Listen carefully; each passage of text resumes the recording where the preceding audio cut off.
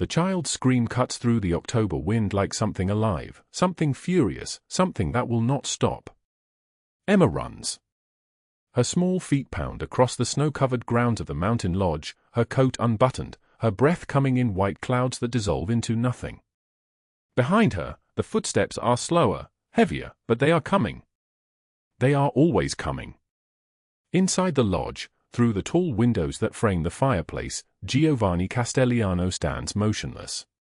He is 6'2", built like someone who has spent decades controlling every physical thing around him. His suit is charcoal gray, hand-tailored Italian wool, worth more than some people's annual salaries. A scar runs from his left temple to his cheekbone, thin and precise like a line drawn by someone with purpose. His eyes are dark, nearly black, and right now they are fixed on the scene unfolding below him in the snow. The man chasing Emma is not the threat. The threat is what comes after. Emma stumbles, catches herself against a granite bench, turns. Her face is 7 years old, small, terrified, beautiful in that way children are beautiful before the world teaches them to hide. She opens her mouth to scream again, but a hand comes down over it. A woman darts from the lodge's servants' entrance. She moves like someone who has spent 3 years calculating the exact distance between safety and disaster. Her name is Mia Morales. She is 26 years old, but her eyes carry the weight of someone much older. Her hair is dark, pulled back in a tight braid that shows the sharp edges of her face, the kind of face that shows every emotion before she can stop it. She wears a grey uniform 3 sizes too large, the uniform of a live-in nanny at a luxury property where the owners pretend not to see her. What Giovanni sees in that moment is this: a girl who is nobody, a girl who sleeps in a converted closet on the 3rd floor, a girl who has walked past his office 17 times without him glancing at her, throws herself between a man's fury and a child's body. She does not ask questions. She does not hesitate. She simply moves. The man, Douglas Hale, age 46, with a face like old leather and hands that have hit things their entire lives, stops. He is surprised. This is his mistake. Mia grabs Emma's hand. Not gently. With a kind of grip that says I will not let go. The child's small fingers are ice cold. Run, Mia tells her. Run to the kitchen. Find Chef Marcus. Tell him to lock the door. Emma runs. Douglas steps toward Mia. He is smiling.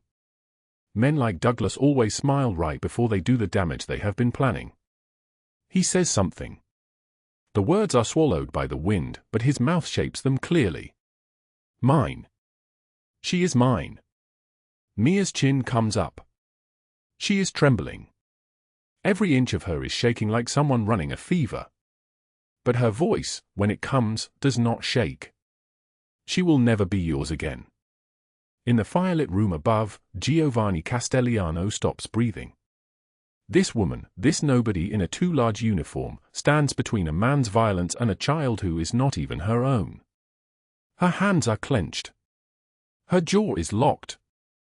Her entire body says I will die here rather than move. Sergio, his lieutenant, enters the study without knocking. Sergio is 43, grey at the temples, with the kind of quiet competence that comes from 20 years of not asking questions. He stops when he sees the expression on Giovanni's face. Boss. The merchandise from the eastern docks. Giovanni does not turn from the window. Bring me Douglas Hale's file. So. Now. The scene below unfolds in silence from this distance. Douglas reaches for Mia. She pushes him. He pushes back harder. She stumbles, recovers, and in the lodge behind her, doors are opening. Other staff emerging, other people seeing what is happening in the snow. Douglas does not care about witnesses. Men like Douglas have never cared about witnesses because the cops in this city answer to him, not to the people who run a mountain lodge.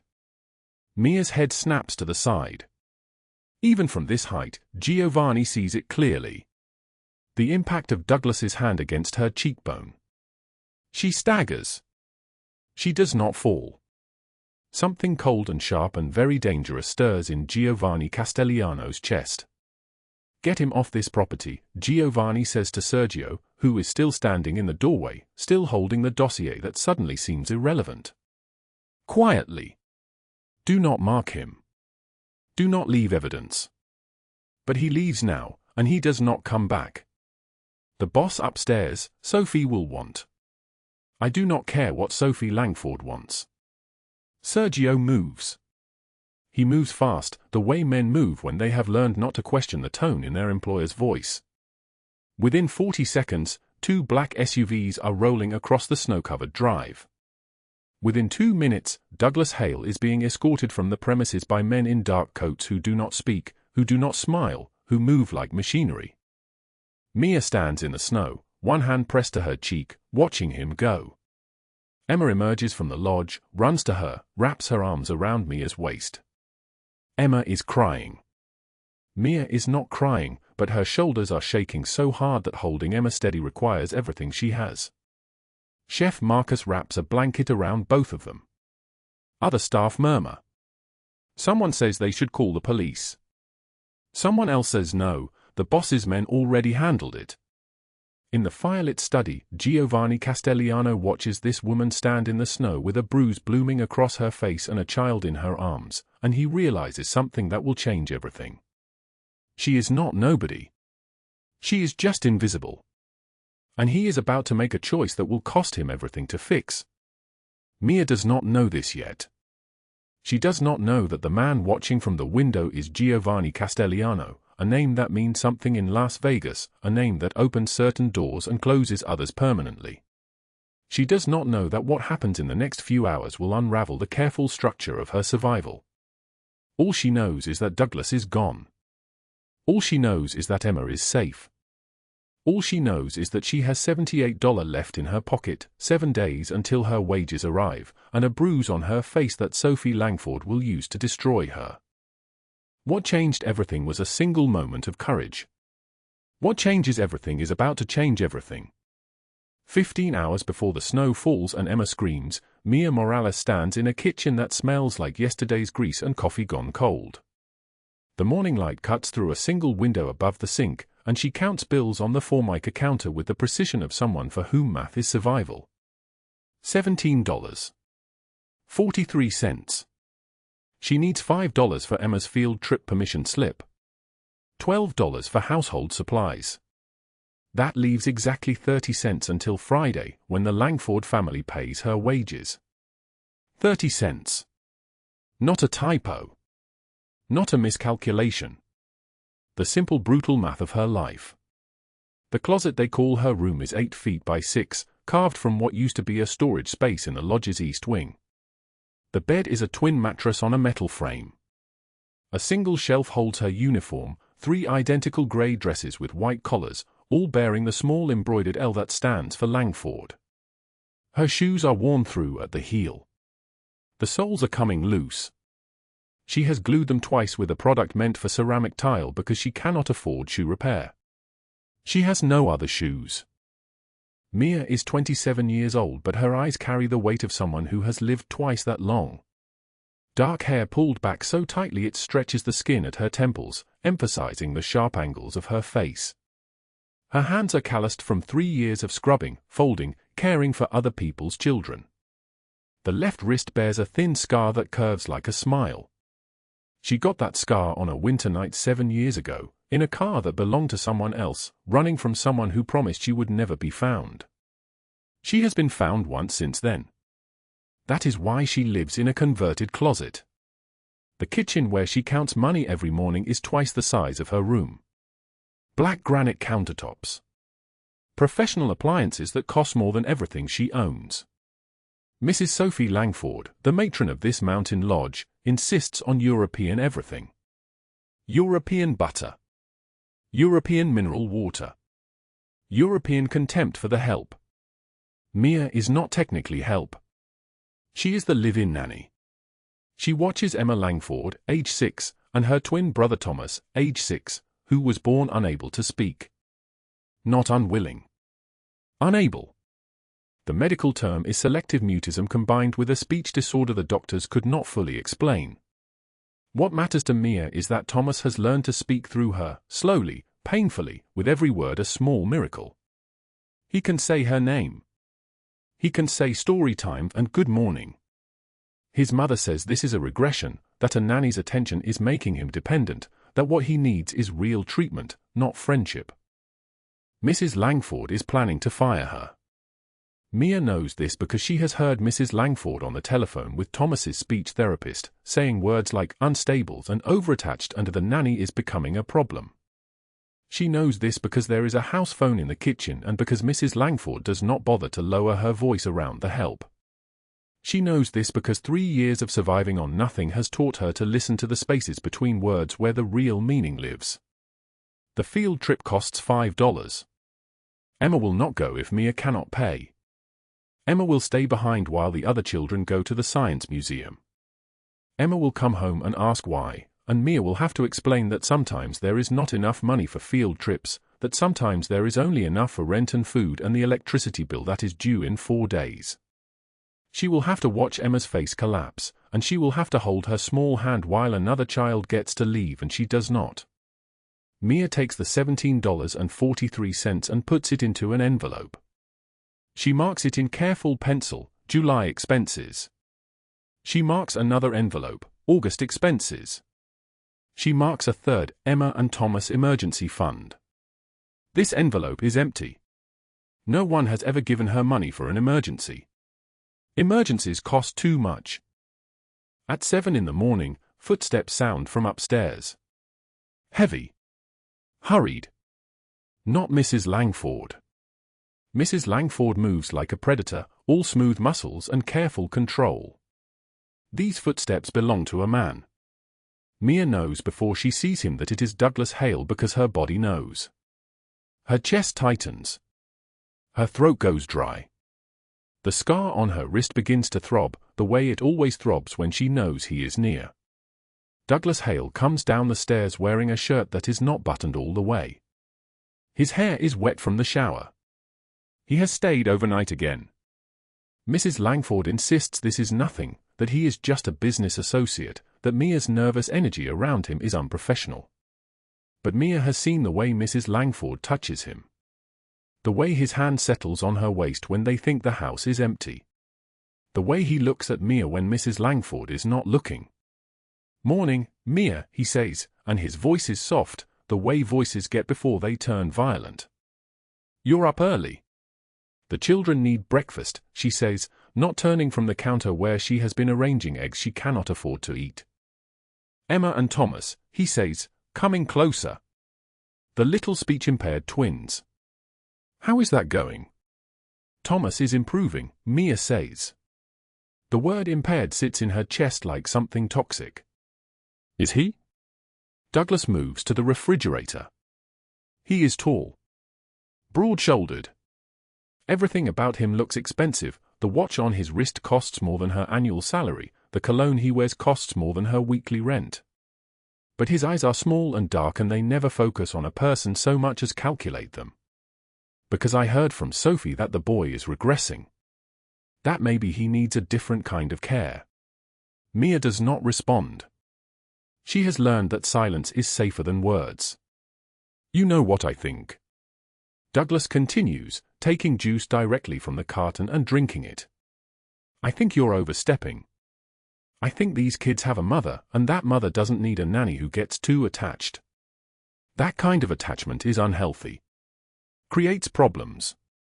The children are my responsibility," Mia says quietly. "No," Douglas says, and he sets down the juice carton with deliberate slowness. "They're not. You're their employee. You have a job. You watch them. You feed them. You go back to your closet and you don't make them love you more than they love their actual mother. That's called a boundary." He comes closer. He is standing behind her now, and Mia can smell the alcohol underneath the cologne. He did not drink the orange juice by accident.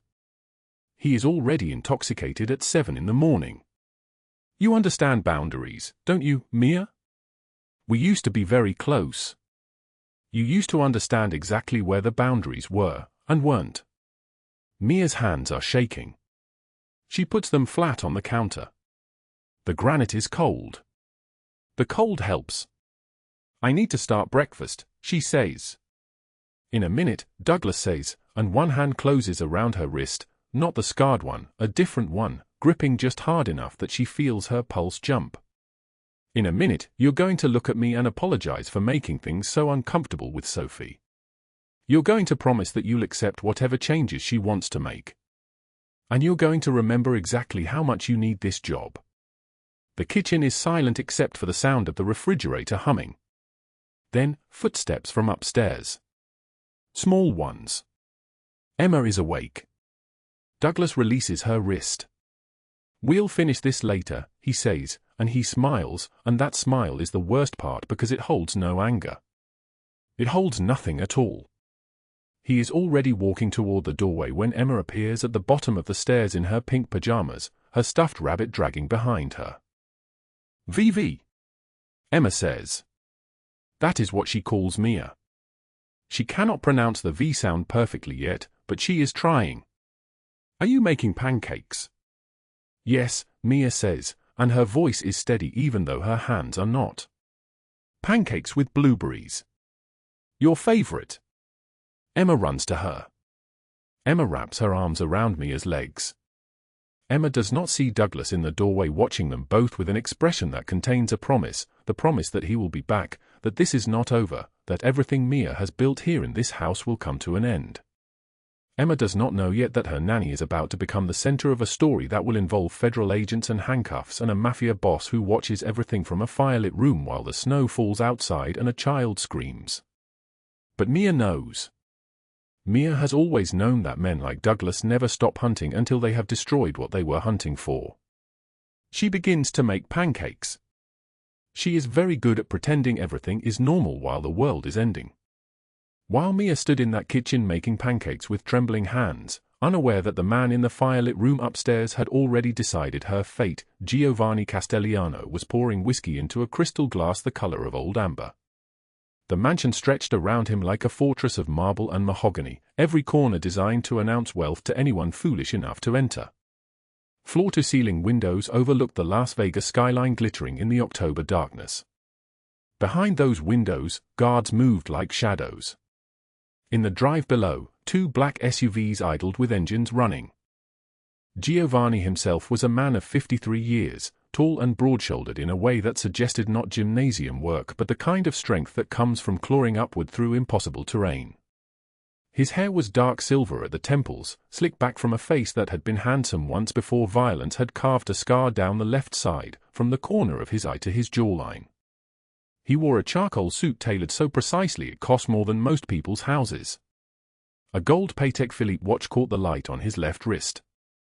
His right hand, when it lifted the glass, bore 3 silver rings, one on each finger. Sergio and Nino stood near the door. They had been with him for 17 years. They knew the particular set of his jaw that meant someone was about to disappear. They knew the silence that meant he was making a decision that would ripple outward and destroy lives. What they did not know was that tonight, for the first time in nearly 2 decades, something was about to crack in the fortress he had built. Giovanni had grown up in poverty so complete it had a smell, the smell of mold and animal urine and his father's bourbon-soaked breath. His father had been a man who used his fists like language, who taught his son that love was a weapon and trust was a fatal mistake. By the time Giovanni was 12, he had learned to move through the world like a predator learning its territory. By 18, he had killed for the first time. By 30, he owned the territory. The scar on his face came from his father's knife when Giovanni was 7 years old. He had thrown himself between his younger sister and a blow meant for her. His sister had died anyway, 3 years later, from an infection that spread because they could not afford antibiotics. He had held her hand while the fever took her. He had promised himself in that moment that when he built his empire, not a single child would suffer what she had suffered. That promise had become his code. It was why his organization did not traffic children. It was why he donated millions anonymously to hospitals, to schools, to shelters that he had once lived in. It was why he employed Mia Morales in the first place, though he did not know it yet. Giovanni turned from the window.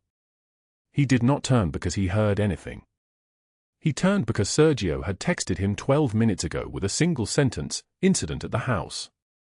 The boyfriend is there." What changed everything was the sound of a child's voice floating up through the heating vents. Emma, saying his name. Emma, asking for pancakes. And then a woman's voice, steady and terrible in its steadiness. A woman saying, "Yes, pancakes with blueberries. Your favorite." Giovanni had never been to the Mountain Lodge's kitchen. He had never spoken to the nanny. He had only hired her because his friend Marcus had said, "This girl, she's taking care of my neighbor's kids, she lives in a closet, she makes $40 a week and saves every penny for them. She's clean. You could use someone who actually gives a damn." He had hired her because she was invisible, and invisible people were useful. She would disappear into the walls of his friend's house and no one would look twice. But now, standing in the dark of his office, listening to her voice through the vents, Giovanni understood something with the clarity of lightning. She was not invisible. Not to Emma. Not anymore. Meanwhile, in the kitchen at 11:13 p.m., Mia was sliding pancakes onto a plate while Emma climbed onto a stool beside her. The October wind rattled the windows. The house felt larger and more hostile than it had an hour ago. Emma looked up at her with eyes the color of storm water. "Is the bad man gone?" Mia did not answer immediately. She had learned that children deserved the truth, even when the truth was hard. She set the plate on the counter and pulled Emma close, pressing her face into the girl's soft hair. "Yes, sweetheart. The bad man is gone. Will he come back?" "I don't know." Mia pulled away enough to look Emma in the eye. "But if he does, we will not be here. Do you understand? We will go somewhere he cannot find us." Emma was 5 years old. She had been born unable to speak, both Emma and her twin brother, silent and perfect and profoundly deaf. But over the past 3 years, Mia had learned sign language. She had fought the school district for proper interpreters. She had stayed awake at night learning ASL videos on her phone with a screen so cracked it looked like a spiderweb. Emma could speak now, after 2 years of speech therapy that Mia's wages had funded. The words still came slowly, still carried her own specific cadence, but they came. "Promise?" Emma asked. "I promise," Mia said. What Mia did not know was that at that exact moment, Giovanni was calling Marcus.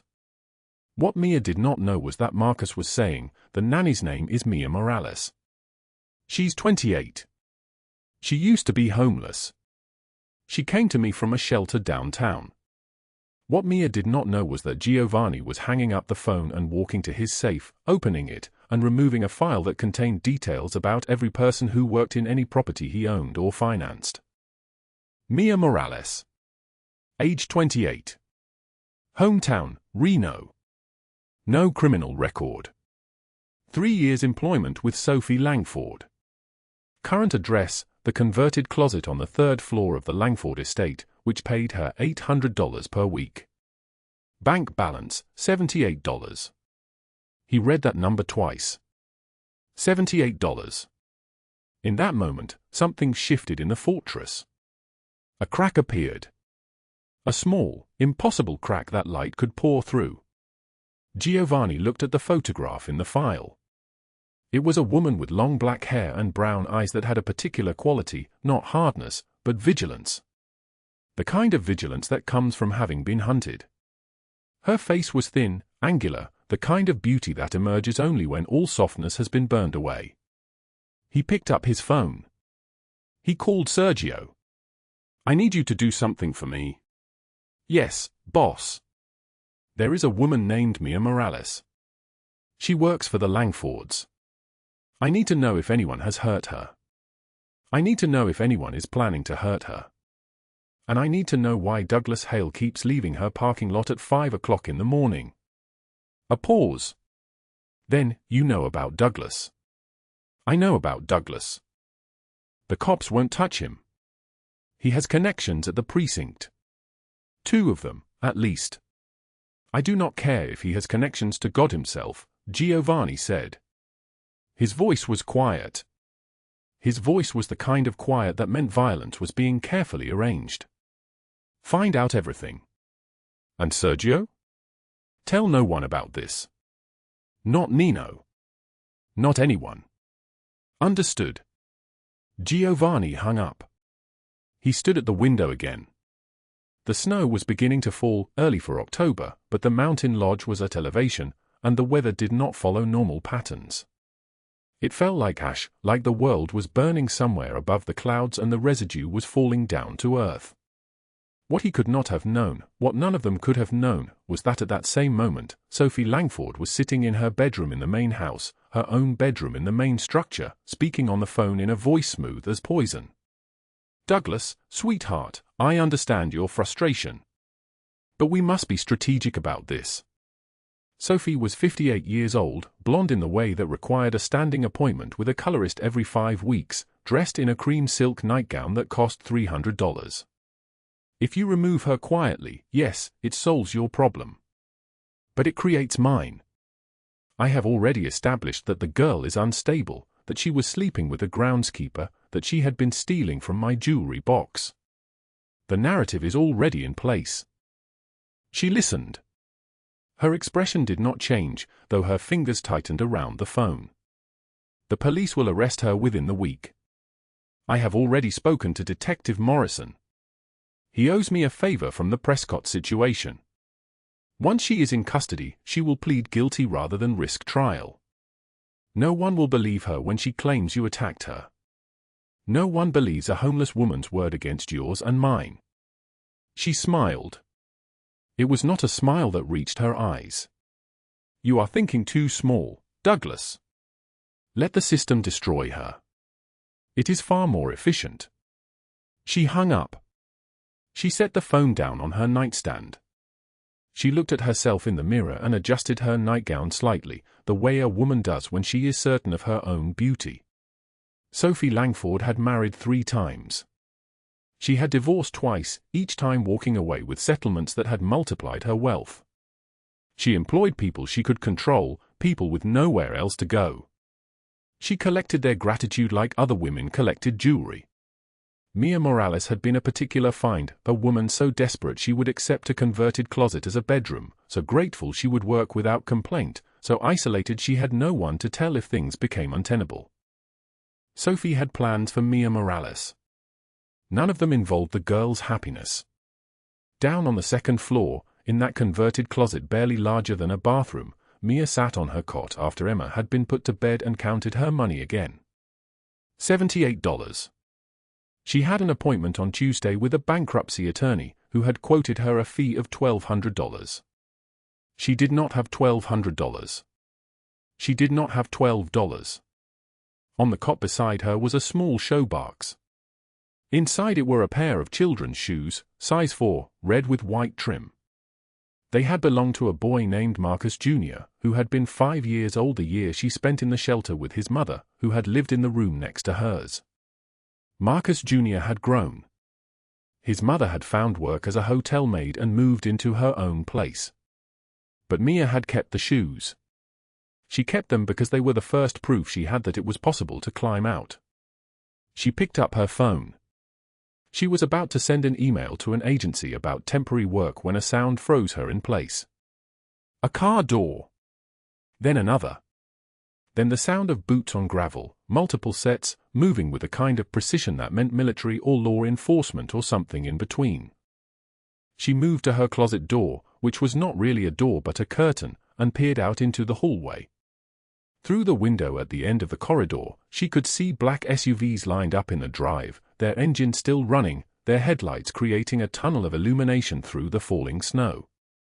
The sound of a knock came from downstairs. Not a polite knock. A knock that meant authority. A knock that meant trouble. Mia's heart began to move in her chest like a trapped animal. She knew that knock. She had heard it before. It was the knock that meant someone was being taken away. The knock came again. Harder this time. Downstairs, Sophie Langford's voice rose sharp as broken glass. Officers, you'll find everything you need in the East Wing. The nanny's quarters are on the 2nd floor, converted closet near the servants' stairwell. Mia's hands went cold. The shoes. She grabbed the showbox, pressed it against her chest. Through the window, red and blue lights painted the snow in alternating colors of warning. She counted the vehicles. 1, 2, 3 black SUVs. 4, 5. The headlights kept coming through the blizzard like a funeral procession. The footsteps reached the second-floor landing. Heavy boots. Multiple sets. She heard the sound of her closet being opened downstairs first, not hers, she realized. Emma's room. They were searching the child's space, looking for something. Looking for her. Mia moved to her window and pressed her forehead against the cold glass. The October wind screamed across the grounds, carrying the smell of snow and diesel fuel. Below, she could see Douglas Hale standing near the lead SUV, his coat collar turned up, his hands in his pockets like a man waiting for delivery of a package he'd ordered. His left eye was wrapped in gauze. His arm hung in a sling beneath his jacket. 3 weeks ago, when he'd come to the servants' entrance and found her there with Emma, Mia had fought him with the ferocity of something that had nothing left to lose. She had clawed his face. She had bitten his hand until she tasted copper. She had screamed until her voice cracked open. And then he'd wrapped his hands around her throat and squeezed until the world went black. But she had bought Emma time. The child had run. She had made it inside and locked the door behind her. The footsteps were in her hallway now. Mia turned from the window. Her eye was still swollen from that night, the skin around it the color of rotting fruit. The handprints on her throat had faded to yellow, but they were still visible if you knew where to look. She knew where to look. Every time she showered, she saw them. There was a knock on her closet door. Not a police knock. A deliberate knock. Respectful, almost. Ms. Morales. A woman's voice. An FBI agent by the cadence, the way the words were clipped and official. We need to speak with you. Mia opened the door. 2 federal agents stood in the hallway, both in dark suits, both with badges clipped to their belts. Behind them, she could see Sophie Langford, her employer of 3 years, standing with her arms crossed. The woman's face held the expression of someone who had won a game she'd been playing in secret. I don't understand, Mia said. Her voice came out as a whisper, rough from disuse. What is this? The female agent stepped forward. We have reason to believe you've been withholding information about a federal investigation. We need you to come with us. Sophie smiled. It was the smile of a woman who had spent 3 years planning this moment. 2 weeks after Douglas Hale had left Mia bleeding at the servants' entrance, after Giovanni Castellano had taken her to his private physician and had his men stand guard while she healed, Sophie had begun making phone calls. She'd contacted her lawyer. Then the police. She'd provided statements to anyone who would listen about Mia's instability, her sudden aggression, her suspicious connections to organized crime. She'd made sure every doorway was closing. She'd made sure that when Douglas finally turned to the authorities, when he reported the assault, showed his injuries, claimed Mia had attacked him without provocation, there would be a foundation of testimony already in place to support him. Mia's hands were shaking. She could feel her pulse in her throat, hammering against the fading bruises. I want to speak to a lawyer, she said. Of course. The agent's expression didn't change. But first, we need you to understand the seriousness of your situation. Mr. Hale has filed a complaint. He claims you assaulted him. He claims you've been threatening his life. He has medical documentation. He has police reports. And he has multiple witnesses who've been interviewed by our office who corroborate his account of events. The room tilted. Mia reached out and steadied herself against the door frame. But here's what's interesting, Ms. Morales. The agent pulled a piece of paper from her jacket pocket. We've been investigating Douglas Hale for 18 months. Fraud. Money laundering. Assault charges from 3 other women, charges that were dropped or never filed due to threats and intimidation. We've been waiting for a break in the case. We've been waiting for someone to come forward. Mia's vision narrowed. She didn't understand what the woman was saying. The question we need answered, the agent continued, is whether your incident with Mr. Hale was consensual or whether it was self-defense. Because if it was self-defense, that changes everything. That makes you a witness. That makes you valuable. And that means we need to know everything. Behind the agents, Sophie's smile faltered. For just a moment, her carefully constructed narrative had fractured. Mia thought of Emma. She thought of the child's small hand in hers as they'd read books by the library fire while snow fell outside. She thought of Emma's voice that morning, saying her name, actually saying it, the first full word the child had spoken in 3 years of selective mutism. Vivi! Vivi! The same mouth that couldn't speak had found Mia's name. She opened her mouth and she told them everything. Meanwhile, 37 miles away at his penthouse office overlooking the Strip, Giovanni Castellano stood at the floor-to-ceiling windows and watched the storm roll in. His men had been monitoring police frequencies. They'd seen the vehicles heading toward the lodge. They'd made calls and received confirmation the FBI was moving. Not against them. Not yet. The raid was targeting Douglas Hale, who had believed himself protected by local corruption that only extended so far. Giovanni knew this was coming. He'd been orchestrating it for 3 weeks. He'd known the moment Mia had stumbled into the lodge kitchen with her eye swollen shut and her throat bruised the shape of hands that belonged to Douglas Hale. He'd known when Sergio and Nino had examined her injuries with the grim precision of men who understood violence. He'd known when Mia had spoken in that fractured whisper about the shelter years, about the children's shoes she'd saved, about Emma who couldn't speak and needed her.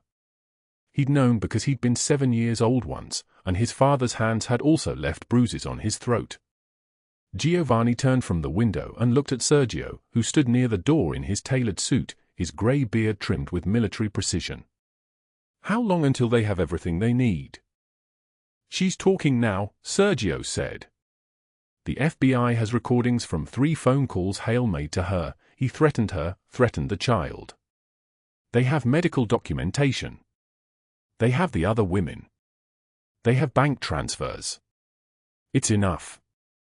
And the warrant. Being signed as we speak. Federal raid at dawn. Las Vegas field office is handling it. He won't see it coming. Giovanni nodded. He thought of Mia's face when she'd first realized he was helping her. Not out of attraction. Not out of mercy toward a pretty woman. But out of something harder than mercy. Out of a promise he'd made to himself 40 years ago, standing in a hospital room while his mother's heart rate slowed on a monitor, while his father had waited in the parking lot, while the world had taught him that power without protection means nothing. He picked up his phone and made one call. Just one. To the FBI special agent he'd been feeding information to for years.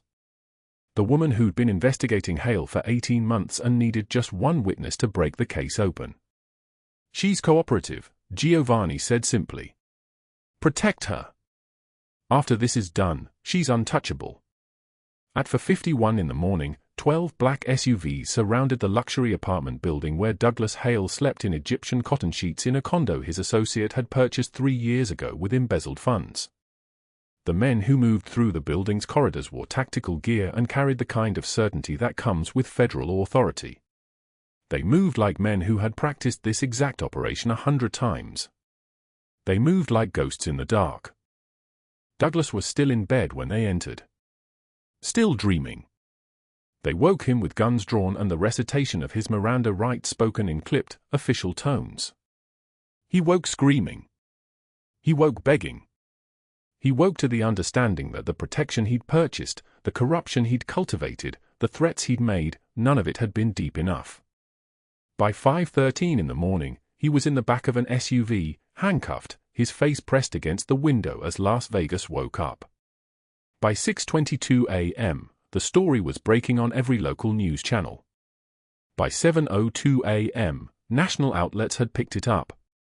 Douglas Hale, wanted for fraud, money laundering, and assault. Douglas Hale, whose victims came forward one after another, their voices shaking with a kind of relief that comes after years of silence. By noon, the story had gone viral. 2 million views. Then 5 million. The comment section filled with women writing their own stories, their own names, their own assaults that had never been prosecuted. But there was another arrest coming. A quieter one. A private one. Sophie Langford's phone rang at 8:22 a.m. It was her lawyer. The FBI had been investigating her involvement in Douglas Hale's network. They had emails, text messages, phone records showing calls to corrupt officers in the LVPD. They had documentation of her claims against Mia, filed with knowledge that they were false, filed with the intention of obstructing justice and protecting a man she'd known was dangerous. She was being charged with conspiracy, filing false police reports, and obstruction of justice. Federal crimes. Federal prison. The penalty was up to 40 years. Within hours, screenshots of her statement circulated. News outlets ran stories about the wealthy woman who'd worked to protect an abuser. Social media erupted with her name, her photograph, her address. The country club politely informed her that her membership had been terminated. The charity board sent a letter of resignation acceptance written with the kind of coldness that women reserve for other women who failed the code of silence. She had built her power on whispers and social control. But whispers die when they're exposed to light. And social control only works if people believe you matter. By the time the full 40-year sentence was handed down 6 months later, Sophie Langford had become a name no one wanted to know. A cautionary tale. A woman erased not by violence, but by visibility. By the revelation of who she'd always been. Mia stood in the federal courthouse on the day they sentenced Douglas Hale, with Emma's small hand held tight in hers. The child had begun to speak in full sentences now. Not all at once. Not suddenly. But gradually, in soft whispers, in questions asked by the fireside, in the word "mommy" spoken for the first time as she looked up at Mia with eyes that had finally learned to trust. The judge read the sentence. 40 years. Douglas Hale collapsed into sobs, his hands trembling like something cornered and dying. Mia didn't feel triumph. She felt something quieter. Something like the return of breath after nearly drowning. She squeezed Emma's hand and walked out into the October sunlight. 1 year later, the October sun fell across the city in shafts of amber light, and Mia Morales stood in the lobby of the Las Vegas Community College holding an acceptance letter in both hands like it might shatter if she breathed too hard on it. The paper trembled. Her hands trembled. She had enrolled in the evening program, working mornings as an administrative assistant at a non-profit that served and housed families, the same non-profit that had taken her in when she had nowhere else to go. The salary was modest. The hours were reasonable. For the first time in her adult life, she was not starving. Emma sat on a bench beside her, now 6 years old, her small legs swinging in new shoes that fit properly, shoes she would not outgrow in a month. The child held a drawing she had made during art therapy that morning, 2 figures holding hands beneath a yellow sun, one small, one tall. "Mommy, look," Emma said, her voice clear and steady as water. The word still stopped time when she heard it. Not yet a year ago, Emma had been silent, her mind locked behind doors no one could open. The speech therapist had worked with her twice a week. Giovanni had sat with her every evening by the fireplace, reading aloud from picture books, his deep voice moving through stories with a gentleness that had astonished his men. Sergio and Nino had watched from doorways, witnessing something they had never seen before, the most powerful man in Las Vegas learning to braid a child's hair, his large hands fumbling with the strands until he got it right. "I see it, baby," Mia said, kneeling down to eye level with the drawing. "That's us. That's me and you." She kissed Emma's forehead, and the child wrapped her arms around Mia's neck with the unself-consciousness of a child who had learned to trust again.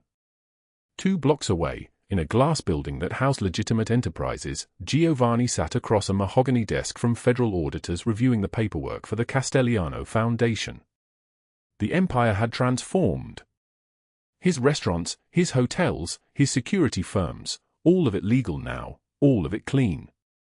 The foundation bore Mia's name in gold lettering on the 3rd floor, the Morales House of Hope. It served and housed families, provided job training, offered emergency housing assistance. Giovanni had poured $40 million into the infrastructure in the first 6 months. It was not redemption. He did not believe in redemption. But it was purpose, and purpose was a thing he had never had before meeting her. The auditor cleared his throat.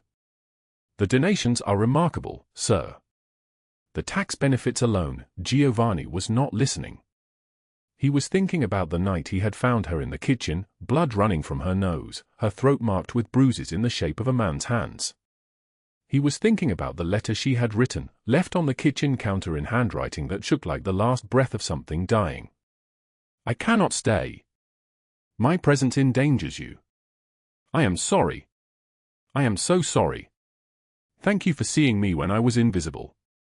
Thank you for believing I was worth saving. He had found it at 4:19 in the morning, when he could not sleep, when his mind had spiraled through 1,000 scenarios of her abandoning him.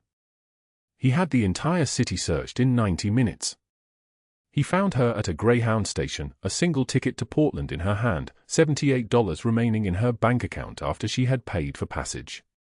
She had planned to disappear into another city, another life, another version of herself where she was too far away to destroy him. No, he had said, and every word had been carved from stone. You are not leaving. I have to, she whispered. He will find me. And when he does, he will hurt you to get to me. I cannot. Listen to me. He gripped her face, gentle despite the force in his hands. I have spent 37 years building an empire because I was terrified of weakness. Terrified that if I allowed myself to care about anything at all, it would be used against me. And then you stumbled into my kitchen, bleeding and defiant, and you cared about a child who wasn't yours more than you cared about your own survival. His voice had dropped lower. That is not a weakness I'm willing to lose. The arrest had come 48 hours later. The FBI raid at dawn with 30 agents and federal warrants. Douglas Hale had been led out in handcuffs, his face gray, his legs unsteady. The charges were comprehensive: stalking, aggravated assault, violating protective orders, conspiracy with corrupt police officers. The corrupt cops were arrested separately. By noon, every news station in Nevada was running footage of the arrest. By evening, the story had reached national outlets. A homeless woman's violent ex-boyfriend, connections to dirty cops, the elaborate network of intimidation he had built around his victim. Sophie Langford's involvement had emerged in the investigation's second wave. Investigators found emails, text messages, a paper trail documenting her coordination with Douglas, her offers of money for false statements, her deliberate character assassination campaign against Mia. She had known Douglas had threatened her. She had hidden that knowledge. She had actively worked to discredit Mia to protect a man she'd known was dangerous. Federal charges came swiftly: conspiracy, filing false police reports, obstruction of justice. Within hours, the news cycles pivoted. The wealthy patron had become the antagonist. Her membership at the country club was terminated with a letter that was polite and final. The board of the children's charity she had chaired requested her resignation.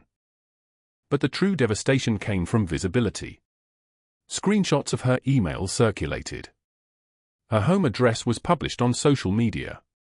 The country club's decision was reported in lifestyle sections of major newspapers alongside her photograph. She had built her power on whispers and social approval, and both had evaporated the moment the whispers became undeniable fact. By the time her 40-year sentence was handed down 6 months later, the same sentence as Douglas Hale, she had already become a cautionary tale. A woman erased not by violence, but by revelation. By the exposure of who she had always been. Now, in the coffee shop across the street from the college, Mia reviewed notes for her biology exam. She had signed up for nursing prerequisites. In 3 years, she would have her degree. In 5, she would be an RN working in the emergency department. The trajectory was no longer impossible. The future was no longer theoretical. It was mathematical, inevitable, a thing that would happen if she simply kept moving forward. Giovanni found her there, in the afternoon light, her dark hair pulled back in a simple ponytail, her eyes focused on her textbook with the concentration of someone who had learned that knowledge was a thing no one could steal from her. He had not texted. He had not called ahead. He simply arrived, moving through the coffee shop with the presence of a man accustomed to rearranging the world around him, and when she looked up and saw him, the textbook lowered slowly to the table. He was dressed in a navy suit that cost more than she had earned in a month when she was a nanny. His hair was dark, silvered at the temples, his face a landscape of carved angles and controlled emotion. But his eyes had changed since that first night. Something had softened in them. Something that had learned to want things beyond power. "Hi," she said, and it was strange how much tenderness could fit in a single word. "Hi yourself." He sat down across from her, and his hand came to rest on the table, palm up. An invitation. She took it, her smaller hand fitting into his as though the geometry had been designed specifically for this moment. "How was the acceptance meeting?" "I got in. Full-time program. They're giving me a tuition scholarship based on my financial need and my transcript. Apparently, I have excellent grades." She smiled, and it was a real smile, not the performance smile she had perfected in her years of invisibility. "Giovanni, I cannot believe this is happening." "I can," he said simply. "I believe it because you are exactly the kind of person who becomes a nurse. Someone who sees suffering and does not look away. Someone who gets up before dawn and works without complaint because she believes it matters." He pulled a velvet box from his jacket pocket and set it on the table between them. The coffee shop quieted. Not actually, people continued to move around them, conversations hummed, the espresso machine hissed. But in Mia's perception, the entire world contracted to the size of that box and the man's face across from her. "Don't open it yet," Giovanni said. "I need to say this first. I need you to understand what I'm asking."